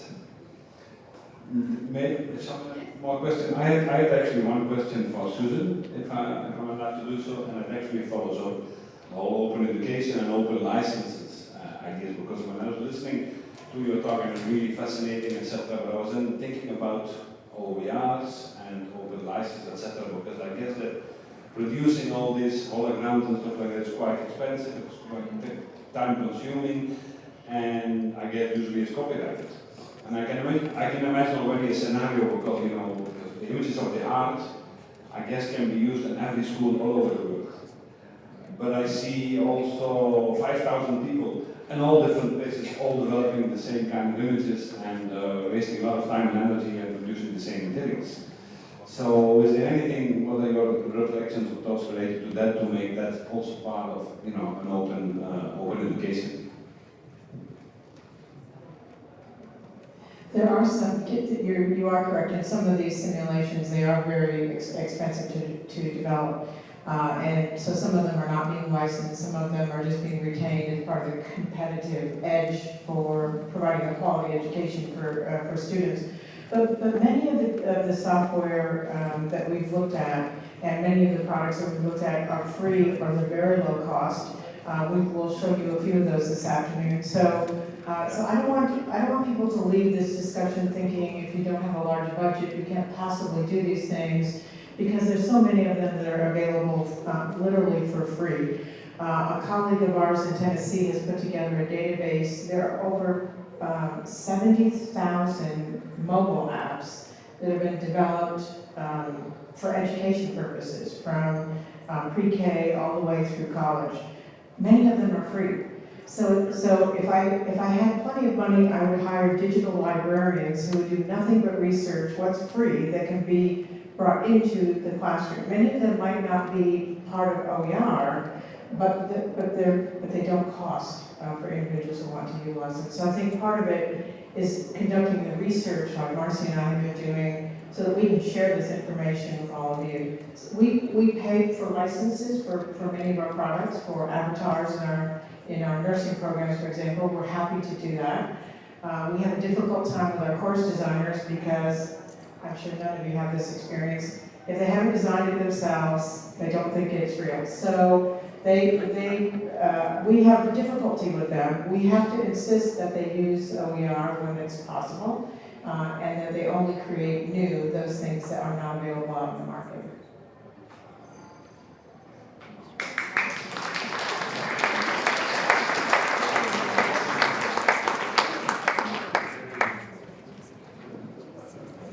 Now, thank you all the panels and the comments and questions from the audience. It's my privilege now to give a certificate of honor to each one of the panelists or keynote speakers. Eve, you're the first one. Yes. Thank you so much.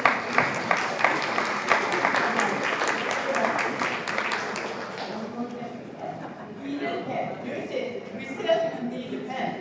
Yes. And the next one, Melissa Ireland. Thank you so much. It's from the past president. Yes. Yeah.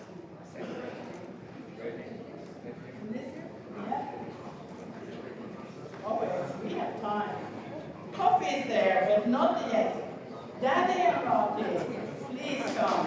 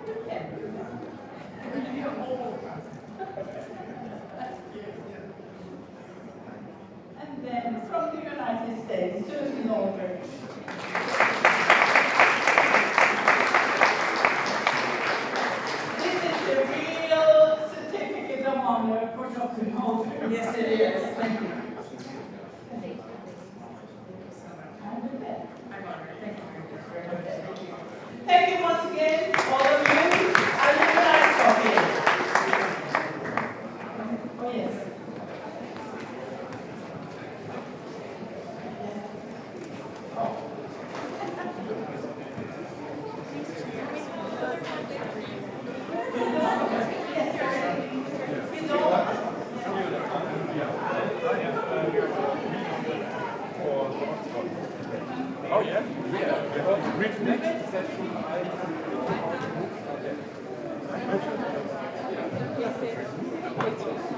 You think I don't know I do my homework.